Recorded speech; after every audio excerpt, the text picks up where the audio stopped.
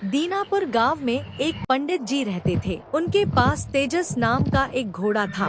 वह घोड़ा बहुत ही शक्तिशाली और सुंदर था। उसकी चर्चा दूर दूर तक फैली हुई थी। गांव के पास ही जंगल में खड़क सिंह डाकू रहता था। वह भी उस घोड़े की शक्ति और सुंदरता की प्रशंसा करता था और मन ही मन उसे पाना चाहता था, लेकिन चोरी करके नहीं। एक दिन खड़क सिंह डाकू गरीब और लाचार यात्री का रूप बनाकर पंडित जी के पास आया और बोला, पंडित जी, मैं अपने साथियों से बिछड़ गया हूँ। कृपा करके मुझे उनके पास पहुँचा दीजिए।